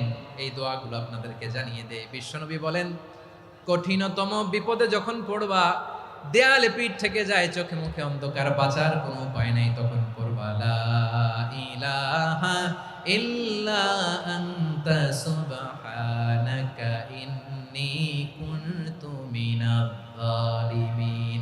আল্লাহ, তুমি ছাড়া কোনো ইলাহ নাই, তুমি পবিত্র, নিশ্চয় আমি জালিমদের অন্তর্ভুক্ত। সুবহানাল্লাহ বলেন। এই দোয়া সাইয়েদনা ইউনূস আলাইহিস সালাম পড়েছিলেন যখন মাছের পেটে ছিলেন। কিসের পেটে? এবং অনেক মুফাসসিরিন একরাম বলেছেন, অনেক আহলুল ইলমরা বলেছেন, এটা হচ্ছে ইসমে আজম। ইসমে আজম এমন দোয়া যেটা দিয়ে দোয়া করলে আল্লাহ দোয়া কবুল করে। কিন্তু এটা কোনটা, এটা নিয়ে ইখতিলাফ আছে। কোন আহলুল ইলম বলেন এই লা ইলাহা ইল্লা আনতা সুবহানাকা ইন্নী কুনতু মিনাজ জালিমিন, এটা হচ্ছে ইসমে আজম। সাইয়েদনা ইউনূস আলাইহিস সালাম পড়েছেন। আপনারা পড়েননি? তুফান হইলে পড়েন না? আমাদের এলাকায় তো এটা খুব, এটার উপর ব্যাপক আমল আছে। পটুয়াখালীতে কি অবস্থা বলেন? পড়েন পড়েন পড়েন পড়েন। একটা গল্প শুনেছিলাম, পাক হানাদার বাহিনী যখন বাংলাদেশে অ্যাটাক করত, ৭১ সালের ঘটনা বলতেছে, আমরা তো দেখি নাই, শুনছি আর কি। ৭১ যদি দেখতাম, এতদিনে রাজাকার হয়ে যেতাম। আল্লাহ আমাদেরকে বাঁচাই দিছে, আল্লাহর মেহেরবানি, ঠিক কিনা বলেন? মন মতো হইলে মুক্তিযোদ্ধা, মন মতো না হইলে রাজাকার। কত কিছু দেখলাম এই শাহবাগের বুকে। আল্লাহ, ৭১ সালে দেখি নাই, আমরা শুনেছি। পাক হানাদার বাহিনী জিজ্ঞেস করত মুসলিম না অমুসলিম চেক করার জন্য, বলতো কালেমা বল, কালেমা বাতাও। তো যারা কালেমা বলতে পারতো, পাকিস্তানি বাহিনী নাকি ওদেরকে ছেড়ে দিত, শুনেছি। তো একজনকে, এক বাঙালিরে পেয়ে তার মাথার মধ্যে বন্দুকর নল ধরে বলতেছে, কালেমা বল সালে, কালেমা বাতা, কালেমা বল। তো ভয়ের চোটে এই দোয়া পড়া শুরু করছে। ও পড়তেছে লা ইলাহা ইল্লা আনতা সুবহানাকা ইন্নী কুনতু মিনাজ জালিমিন। পাকিস্তানি বলে সালে ইয়ে তো মুসিবত কা কালেমা है। বাঙালি কয় হাম তো ভি মুসিবত মে है। পাকিস্তানি বলে বেটা কোন দোয়া বললি, এটা তো মুসিবতের কালেমা। কয় আমিও তো মুসিবতে আছি। আমার মাথার মধ্যে বন্দুক ধরে তুমি আমারে কালেমা জিজ্ঞেস করো, এখন কোনটা কালিমা আর কোনটা কি, তো আমার হুশ আছে নাকি? প্রিয় ভাইরা, আসলে এটা দুআউল মুসিবা, বিপদে পড়লে এ দোয়া পড়তে হয়। লা ইলাহা ইল্লা আনতা সুবহানাকা ইন্নী কুনতু মিনাজ জালিমিন। এটা পড়বেন আপনারা। এই দোয়া পড়ে সাইয়েদনা ইউনূস আলাইহিস সালাম মাছের পেট থেকে রক্ষা পেয়েছিলেন। রক্ষা করেছিল কে? তুমি ইউনূস নবীরে যখন খাইলো মাছেতে গিলিয়া, ফেরেশতা পাঠাইয়া দিলে ইসমে আজম দিয়া, প্রাণে ছিল যাহার ভয় সেথা পাইল আশ্রয়, প্রাণে ছিল যাহার ভয় সেথা পাইল আশ্রয়, মাছের পেট হতে সে যে পেল পরিত্রাণ। আল্লাহু আল্লাহু তুমি জাল্লে জালালুহু, শেষ করা তো যায় না গে তোমার গুণগান। আল্লাহু আল্লাহু, সুবহানাল্লাহ পড়ে। লা ইলাহা ইল্লা আনতা সুবহানাকা ইন্নী কুনতু মিনাজ জালিমিন। বিশ্বনবী বললেন, দেয়ালে পিঠ থেকে গেলে, চোখে মুখে অন্ধকার, বাঁচার কোনো উপায় নাই, তখন এই দোয়াটা পড়তে হবে। এই দোয়া পড়ে আল্লাহর কাছে ফরিয়াদ করলে বিপদ মুক্ত করবেন কে? কেন এই দোয়াটা আল্লাহর কাছে বড্ড প্রিয় জানেন আমার ভাইয়েরা? কারণ এই দোয়ার মধ্যে তিনটা জিনিস আছে। আমি যেরকম আঙ্গুল উঁচু করেছি এরকম করেন তো। তিনটা। কয়টা? তিনটা। এক নম্বরে হচ্ছে তাওহীদ, দুই নম্বরে তাসবিহ, তিন নম্বরে তাকরীর। আই রিপিট, আবারও বলছি, এক নম্বরে তাওহীদ, দুই নম্বরে তাসবিহ, তিন নম্বরে তাকরীর। এ দোয়াটা আল্লাহর কাছে এত পছন্দনীয় কারণ এ দোয়ার প্রথম অংশে আছে তাওহীদ, আল্লাহর একত্ববাদের ঘোষণা। লা ইলাহা ইল্লা আনতা, ও আল্লাহ আপনি ছাড়া কোনো ইলাহ নাই, উপাস্য নাই। এ কথা বললে আল্লাহ বড্ড খুশি হয়ে যায়। সুবহানাল্লাহ পড়েন। এ দোয়ার দ্বিতীয় অংশে আছে তাসবিহ, মানে আল্লাহর প্রশংসা, প্রশংসা সূচক বাণী। সুবহানাক সুবহানাক সুবহানাক, ও আল্লাহ আমি আপনার পবিত্রতা ঘোষণা করছি। সুবহানাক, এ কথা শুনলেও আল্লাহ খুশি হয়ে যায়। সুবহানাল্লাহ পড়েন। এই দোয়ার তৃতীয় অংশে আছে তাকরীর, তাকরীর মানে পাপের স্বীকৃতি। তাকরীর মানে কি? তাকরীর মানে পাপের স্বীকৃতি। এই দোয়ার তৃতীয় অংশে আছে ইন্নী কুনতু মিনাল জালিমিন, ও আল্লাহ আমি জালিমদের অন্তর্ভুক্ত। আল্লাহ আল্লাহ আমি জালেম, আল্লাহ আমি ভুল করেছি, অন্যায় করেছি, আল্লাহ আমি জালেমদের অন্তর্ভুক্ত। এই পাপের স্বীকৃতি, অ্যাকনোলেজমেন্ট আল্লাহ বড্ড পছন্দ করে। যখন আল্লাহর কাছে আপনি ছোট হবেন, ছোট হতে হতে যত ছোট হবেন, ওই দৃশ্যটা দেখতে আল্লাহ বড্ড পছন্দ করে। সুবহানাল্লাহ বলেন। তিন নম্বর অংশ ইন্নী কুনতু মিনাজ জালিমিন, আল্লাহ আমি জালেমদের অন্তর্ভুক্ত। সাইয়েদনা আদম আলাইহিস সালাম ভুল করে যখন নিষিদ্ধ গাছের ফুল খেয়ে ফেললেন, ফল খেয়ে ফেললেন, আল্লাহ বললেন আদম ক্ষমা পেতে চাইলে তুমি আর হাওয়া মিলে স্বীকৃতি দাও, পাপের স্বীকৃতি। আর পড়ো রব্বানা যালামনা আনফুসানা ওয়া ইল্লাম তাগফির লানা ওয়া তারহামনা লানাকুনান্না মিনাল খাসিরিন। ও আল্লাহ আমি আদম আর হাওয়া যালামনা আনফুসানা, আমরা আমাদের নফসের উপর বড্ড জুলুম করেছি। আল্লাহ ওয়া ইল্লাম তাগফির লানা ওয়া তারহামনা, আপনি যদি ক্ষমা না করেন, আপনি যদি দয়া পরবশ না হন, আপনি যদি রহম না করেন, আমরা তো ক্ষতিগ্রস্তদের মধ্যে শামিল হয়ে যাব। এই দোয়া করার সাথে সাথে সাইয়েদনা আদম আর হাওয়া আলাইহিস সালামকে ক্ষমা করে দিলেন কে? তাহলে এই দোয়ার তিন নম্বর অংশ তাকরীর, এটা আল্লাহ বড্ড পছন্দ করে। আমার কলিজার টুকরা ভাইয়েরা, গুনাহ করে শিকার যেতে হবে, এটা আল্লাহ ভালোবাসেন। সাইয়েদনা আবু বকর রাদিয়াল্লাহু তাআলা আনহু বিষ্ণু ইসা ইসলামকে বললেন, ইয়া রাসূলুল্লাহ আল্লিমনি দুআআন আদউ বিহি ফি সালাতি, নবী হে আপনি আমার এমন একটা স্পেশাল দোয়া শিখায়া দেন যে দোয়াটা আমি নামাজে পড়ব। নবী বললেন, তাহলে তুমি পড়ো আল্লাহুম্মা ইন্নী যালামতু নাফসি যুলমান কাসীরান ওয়া লা ইয়াগফিরুয যুনুবা ইল্লা আনতা ফাগফিরলি মাগফিরাতাম মিন ইনদিকা ওয়ারহামনি ইন্নাকা আনতাল গফুরুর রহিম। সুবহানাল্লাহ। সালাম ফিরানোর আগে পড়েন, কথা কয় না, পড়েন পড়েন। ও আবু বকর, নামাজে যদি দোয়া করতে মনে চায় এই দোয়াটা পড়বা, আল্লাহুম্মা ইন্নী যালামতু নাফসি, আল্লাহ জুলুম করেছি আমার নফসের উপর, যুলমান কাসীরা, অনেক জুলুম, ওয়া লা ইয়াগফিরুয যুনুবা ইল্লা আনতা, আপনি ছাড়া এই জুনুব, এই পাপ ক্ষমা করার দ্বিতীয় কোনো রব নাই। আছে? আল্লাহ ছাড়া আমাদের গুনাহ আর কে কে ক্ষমা করতে পারে বলেন তো? কে পারে? কে? এজন্য আল্লাহরে বলবেন, আল্লাহ আমি ছাড়া তোমার গোলামের অভাব নাই। ও আমার রব, আমি ছাড়া এই জমিনের বুকে তোমার গোলামের অভাব নাই, কিন্তু তুমি ছাড়া তো আমার দ্বিতীয় কোনো রব নাই। পারবেন বলতে? পারবেন? চোখের পানি ছেড়ে আল্লাহরে বলবেন, আল্লাহ তুমি আমার রব, তুমি আমার সব। কি বলবেন? আল্লাহ আমারে রব। সবাই বলুন, আল্লাহ আমারে রব, দমে দমে তনু মনে তারি অনুভব। আল্লাহ আমারে রব। আল্লাহরে বলেন, আল্লাহ তুমি আমার রব, তুমি আমার সব। আল্লাহ আমি ছাড়া এই জমিনে তোমার গোলামের অভাব নাই, তুমি ছাড়া আমার দ্বিতীয় কোনো রব নাই। এ কথা বলে চোখের পানি ছেড়ে আল্লাহরে স্বীকৃতি দেন, আল্লাহ আমি পাপী। আল্লাহ এই জমিনে আমার চেয়ে বড় পাপী আর কেউ নাই। অজু করে সিজদায় লুটিয়ে পড়ে চোখের পানি ছেড়ে আল্লাহরে পাপের স্বীকৃতি দেন, আল্লাহ এমন কোন জুলুম নাই, গুনাহ নাই আমি করি নাই, সগীরা কবিরা, জেনে না জেনে, ইচ্ছায় অনিচ্ছায়, শিরকি বেদাতি সব গুনাহ করেছি। আল্লাহ আকাশের নিচে জমিনের উপরে আমার চেয়ে বড় গুনাহগার আর কেউ নাই। চোখের পানি ছেড়ে আল্লাহরে বলেন, আল্লাহ আমি ছাড়া তোমার গোলামের অভাব নাই, তুমি ছাড়া আমার দ্বিতীয় কোনো রব নাই, তুমি ছাড়া তো কেউ আমার গুনাহ ক্ষমা করার নাই, তুমি আমার রব, তুমি আমার সব। বলতে পারবেন? এই তাকরীর আমার পটুয়াখালীর ভাইয়া, এই স্বীকৃতিটা দেখতে আল্লাহ বড্ড ভালোবাসে, কারণ আমরা সবাই গুনাহগার। আমরা সবাই কি? বিশ্বনবী বলেন, কুল্লুকুম খাত্তাউন, বানি আদম তোমরা সবাই পাপী। সবাই কি? সবাই পাপী। আমরা সবাই পাপী। আপন পাপের বাটখারা দিয়ে অন্যের পাপ মাপি। আমরা যে পাপী এটা ভাবতে মনে চায় না কারো, খালি অন্যের পাপ দেখি আমরা, এটা ভুল। ওর এই পাপ, ও পাপী, ও জালেম, ও জাহান্নামী, এরকম একটা টেন্ডেন্সি। আমার যে কি হালাত এটার খেয়াল নাই। খেয়াল করতে হবে যে আমি সবচেয়ে বড় পাপী, ঠিক কিনা বলেন? পাপ করি নাই এমন কেউ আছি? হ্যাঁ আছি। কেউ না জানলেও জানে কে আমার পাপের ঘটনা? পৃথিবী না জানুক আমি তো জানি, আমি কি পাপ করেছি হায়। ও আমার কলিজার টুকরা ভাইরা, মাথাটাকে নিচু করে জীবনের সব গুনার ফিরিস্তিগুলো একটা একটা করে স্বীকার করে আল্লাহরে বলেন, আল্লাহ আমি পাপী। আল্লাহ আমার চেয়ে বড় পাপী এই দুনিয়াতে কেউ নাই।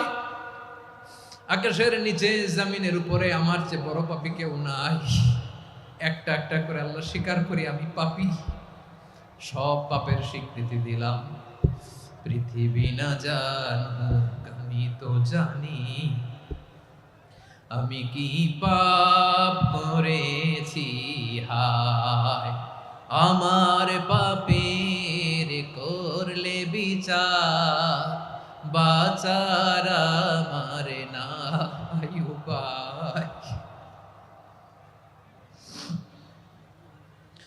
দয়াময় তুমি মাফ করো আমায়,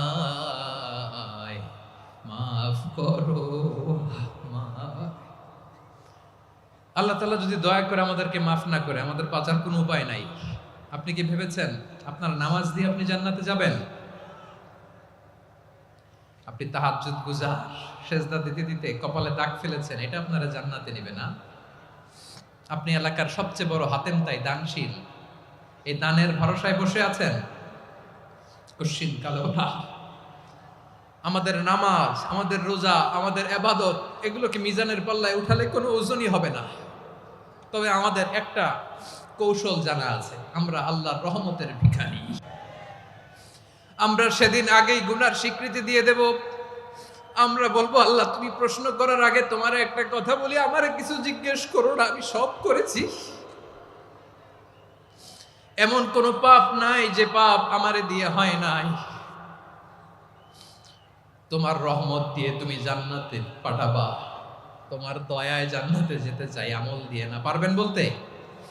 কিয়ামতের দিন আমরা বলবো, আল্লাহ আমার আমল দিয়ে জান্নাত চাই না, আমি তোমার দয়া দিয়ে জান্নাত চাই। তোমার দয়া ছাড়া আমার কোনো উপায় নাই। কারণ আল্লাহ যদি বিচার করে, বাঁচার কারো উপায় নাই। আল্লাহ যদি বলে ফেলেন তুই এটা করলি কেন, ওখানে গেলি কেন? কোরআনে 1000 বার নিষেধ করলাম, তারপরেও এই পাপে জড়ালি কেন? এরকম প্রশ্ন ছুড়ে দিলে আমার উত্তর আছে? বাঁচার কোনো উপায় আছে? রোজ হাসরে হে আল্লাহ আমার করোনা বিচার, আল্লাহ করোনা বিচার, বিচার চাহিনা তব দয়া চাই, এ গুনাহগার আল্লাহ করোনা বিচার। আপনার আমল দিয়ে জান্নাতে যাবেন? কি দিয়ে যাবেন? আল্লাহর দয়া দিয়ে। আল্লাহর রহম আর দয়া ছাড়া কেউ জান্নাতের চেহারাও দেখতে পাবে না।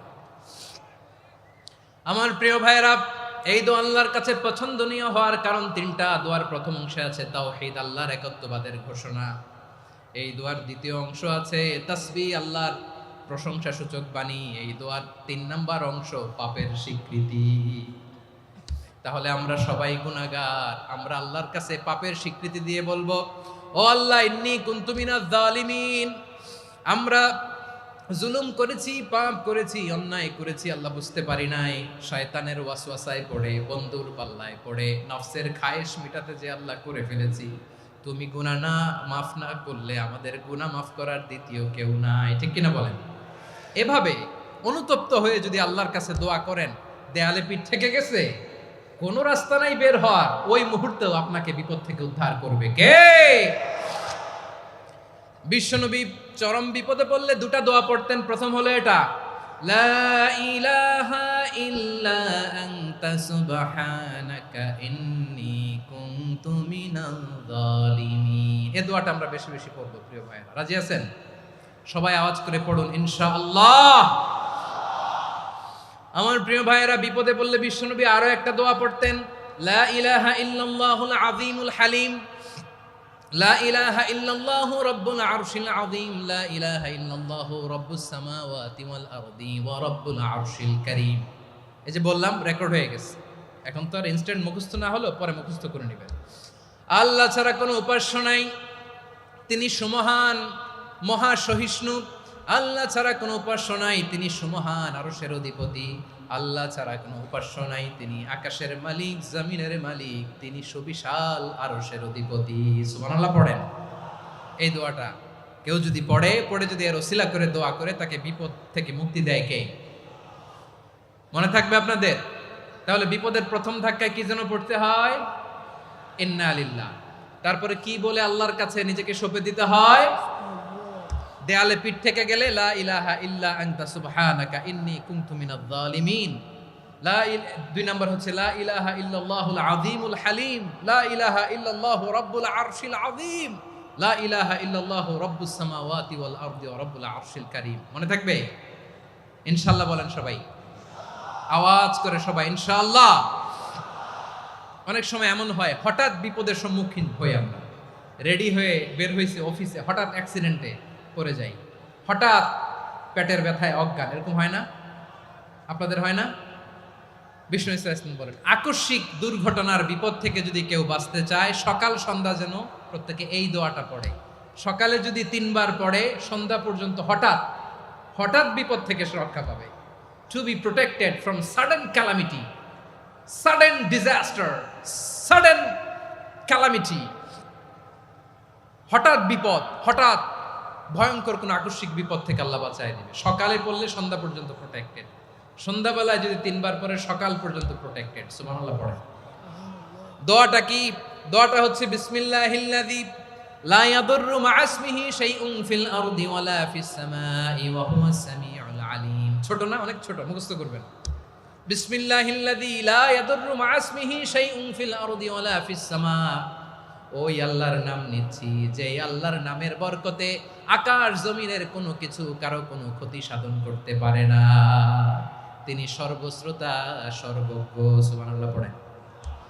পড়বেন এই দোয়াটা, বিসমিল্লাহিল্লাযী লা ইয়াদুররু মা ইসমিহি শাইউন ফিল আরদি ওয়ালা ফিস সামাই ওয়া হুয়াস সামিউল আলিম। ফজরের পরে 3 বার, মাগরিবের পরে 3 বার যদি কেউ পড়ে, প্রোটেক্টেড। যে কোনো হঠাৎ বিপদ থেকে প্রোটেক্টেড। প্রোটেক্ট করেন কে? ওই আল্লাহর নাম নিচ্ছি যে আল্লাহর নামের ওসিলায় আকাশ জমিনের কোনো কিছু কোনো ক্ষতি করতে পারে না। সুবহানাল্লাহ পড়েন।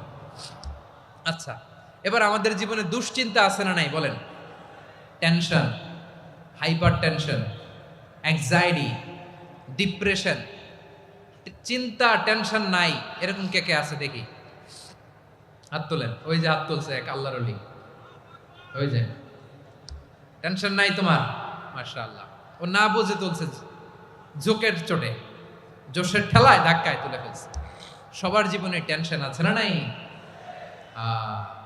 এই দুশ্চিন্তা, পেরেশানি, মারাত্মক পেরেশানি থেকে মুক্তি পাওয়ার জন্য বিষ্ণু ইসলাম দুটো দোয়া পড়তেন। কয়টা? অনেকগুলো পড়তেন। স্পেশাল দুটো দোয়া আজকে আপনাদের শিখায়া যাব, শুনবেন না? কষ্ট হচ্ছে? সংক্ষিপ্ত মুনাজাত দিয়ে দেই। ওরে আল্লাহ, আমি তো 9:30 ক্রস করে ফেলছি মাসুদ ভাই, খেয়াল করে নেই। আরো কয়েক মিনিট, ঠিক আছে ঠিক আছে।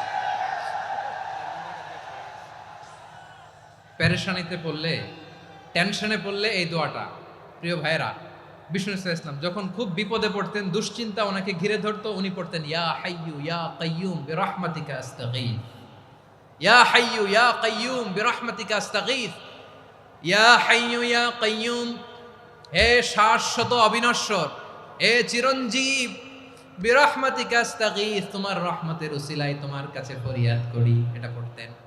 আবার আরেক বর্ণনায় এসেছে ইয়া হাইয়ু ইয়া কাইয়ুম বিরহমাতিকা আস্তাগীথ আসলিহ লি শা'নি কুল্লাহু ওয়ালা তাকিলনি ইলা নাফসি তরফাতা আইন। আসলিহ লি শা'নি কুল্লাহ, আল্লাহ আমার সবকিছু আপনি সেটেল করে দেন। আমাদের সব ঝামেলা সেটেল করে দিতে পারে কে? আমরা তো সেটেলমেন্টের জন্য এসপি সাহেবের কাছে যাই, ডিসি সাহেবের কাছে যাই, অমুক ভাইয়ের কাছে যাই, তমুক ভাইয়ের কাছে যাই। এই দোয়া পড়লে আরশের উপর থেকে আপনার ম্যাটার সেটেল করে দিবে কে? তাহলে পড়বেন ইয়া হাইয়ু, এ চিরঞ্জীব। হাইয়ু মানে চিরঞ্জীব, যিনি চিরকাল বেঁচে থাকবেন, মরবেন না। আল্লাহ মরবেন? তার কোনো লয় আছে? ক্ষয় আছে? সূরা রহমানে আল্লাহ বললেন কুল্লু মান আলাইহা ফানি ওয়া ইয়াবকা ওয়াজহু রাব্বিকা যুল জালালি ওয়াল ইকরাম ফাবিআইয়ি আলাই রাব্বিকুমা তুকাযিবান। জমিনে যা আছে সব ফান, ভ্যানিশ হয়ে যাবে, নিশ্চিহ্ন হয়ে যাবে, শেষ হয়ে যাবে, সব বিলুপ্ত হয়ে যাবে, একজন ছাড়া। জোরে বলেন তিনি কে? ইয়া হাইয়ু, আমার সাথে আওয়াজ করে পড়েন ইয়া হাইয়ু ইয়া কাইয়ুম ইয়া হাইয়ু ইয়া কাইয়ুম বিরহমাতিকা আস্তাগীথ আসলিহ লি শা'নি কুল্লা ওয়ালা তাকিলনি ইলা নাফসি তরফাতা আইন। এভাবে দোয়া করলে আপনাকে বিপদ মুক্ত করবে কে? এই দোয়াটা কেন পছন্দ আল্লাহর কাছে? কারণ এখানে আল্লাহর দুইটা সুন্দর নাম আছে, গুণবাচক নাম, আল হাই, আল কাইয়ুম, এই দুটো নাম আছে এখানে। আবার এই দুইটা আয়াতুল কুরসির অংশ। আয়াতুল কুরসির শুরু তো এটা আছে না নাই? হ্যাঁ, আছে না নাই? 3 নাম্বার কারণ, এটা ইসমে আজম। কোন দোয়াটা ইসমে আজম? যে দোয়া ওসিলায় দোয়া করলে আল্লাহ দোয়া ফেরায় না। অনেকগুলো মত আছে, সবচেয়ে ভ্যালিড মত হচ্ছে এটা, ইয়া হাইয়ু ইয়া কাইয়ুম, এর ওসিলা দিয়ে দোয়া করলে দোয়া কবুল করে কে? 2 নম্বরে বিশ্বনবী মারাত্মক বিপদে পড়লে আরেকটা দোয়া পড়তেন, আল্লাহুম্মা ইন্নী আবদুক। আগে দোয়াটা পড়ি, শুনেন। আল্লাহুম্মা ইন্নী আবদুক ওয়া ইবনু আবদিক ওয়া ইবনু আমাতিক নাসিয়াতি বিয়াদিক মাদিন ফিয়া হুকমুক আদলুন ফিয়া কাদাউক আসআলুকা বিকুল্লি ইসমিন হুয়া লাক সাম্মাইতা বিহি নাফসাক আও আনসালতাহু ফি কিতাবিক আও আল্লামতাহু আহাদাম মিন খালকিক আও ইস্তা'সারতা বিহি ফি ইলমিল গায়বি ইনদাক আন তাজআলাল কুরআনা রাবিআ কলবি ওয়া নূরা সাদরি ওয়া জালাআ হুজনি ওয়া যাহাবা হাম্মি। সুবহানাল্লাহ পড়েন। বিষ্ণুই বলতেন আল্লাহুম্মা ইন্নী আবদুক, ও আল্লাহ আমি আপনার গোলাম, ওয়া ইবনু আবদিক, গোলামের ঘরের গোলাম, ওয়া ইবনু আমাতিক, বাদীর ঘরের গোলাম। মানে আল্লাহ আমি আপনার গোলাম, আমার বাবা আব্দুল্লাহ ছিল আপনার গোলাম, আমার মা আমিনা ছিল আপনার বাদী। মানে আমরা গোলাম বংশের, সব গোলাম। নিজের এর চেয়ে আর ছোট করে আল্লাহর কাছে উপস্থাপন করা যায় আমার ভাইরা? কথা কি বুঝতেছেন? নিজেকে এর চাইতে ছোট, নগণ্য আর তুচ্ছ করে আল্লাহর সাথে প্রেজেন্ট করা যায়? বিশ্বনবী বললেন ও আল্লাহ আমি আপনার গোলাম, গোলামের ঘরের গোলাম, দাসীর ঘরের গোলাম, নাসিয়াতি বিয়াদিক, আমার মাথার চুলের ছুটি আপনার হাতের মুঠোয়। আপনি ডানে টান দিলে আমি ডানে যেতে বাধ্য, আপনি বাঁয়ে টান দিলে বাঁয়ে যেতে বাধ্য। সুবহানাল্লাহ বলেন। পিছনে দুই একজন ভাই দাঁড়ালেন কেন? হ্যাঁ, বসুন। জায়গা চেঞ্জ করতেছে, সেই দুপুর থেকে বসে আছে, আমি জানি। মাশাআল্লাহ, কেউ দু একজন বেরিয়েছে, গ্যাপ পূরণ করতেছে। মাশাআল্লাহ, পড়েন সুবহানাল্লাহ, আলহামদুলিল্লাহ, লা ইলাহা ইল্লাল্লাহু মুহাম্মাদুর রাসূলুল্লাহ সাল্লাল্লাহু আলাইহি ওয়াসাল্লাম। বিশ্বনবী বললেন, আল্লাহ আমার মাথার চুলের ঝুঁটি আপনার হাতের মুঠোয়।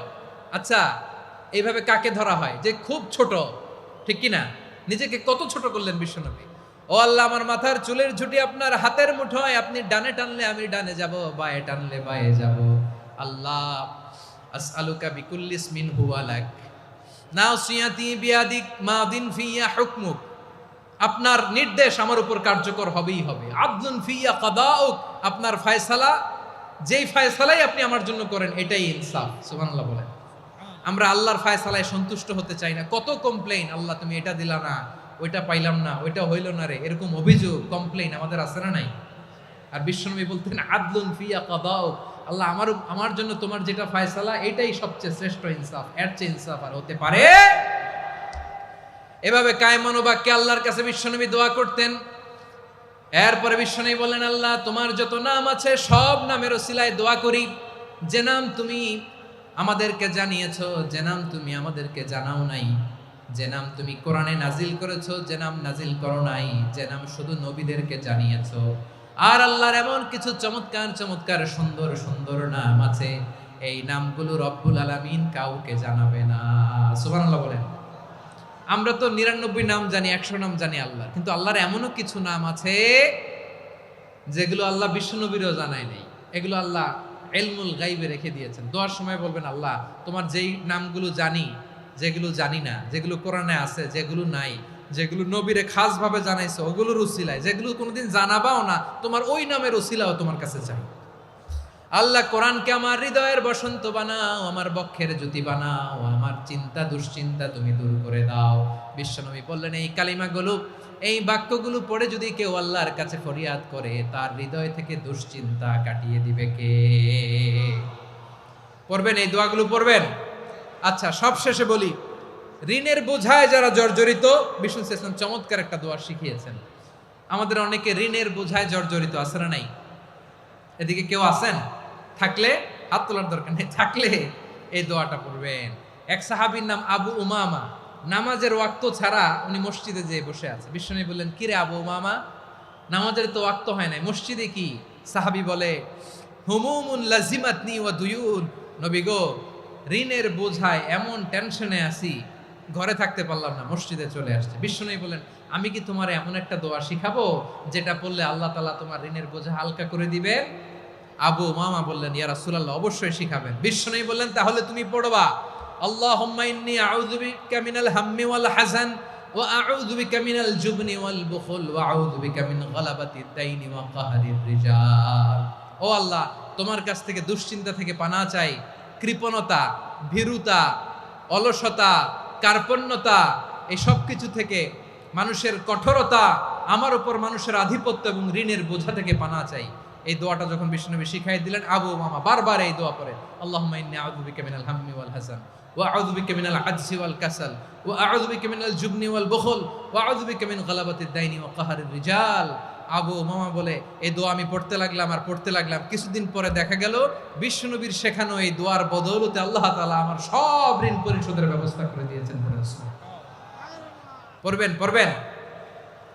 আমার প্রিয় পটুয়াখালীর ভাইয়েরা, বিশ্বনবীর জামাতা সাইয়্যিদিনা আলী রাদিয়াল্লাহু তাআলা আনহুর কাছে এক লোক এসে বলে, হে আলী, ঋণের বোঝায় আমি জর্জরিত, আমার কিছু অর্থ দিয়ে সাহায্য করো। সাইয়্যিদিনা আলী রাদিয়াল্লাহু তাআলা আনহু বললেন, আমি কি তোমারে এমন একটা দোয়া শিখাবো যেটা বিশ্বনবী আমাদের শিখিয়েছেন? এই দোয়া যদি তুমি পড়ো, লাউ কানা আলাইকা মিসলু জাবালিন কাবীরিন দাইনান আদাল্লাহু আনকা, পাহাড় পরিমাণে যদি ঋণের বোঝা হয়, আল্লাহ এটা পরিশোধের ব্যবস্থা করে দিবেন।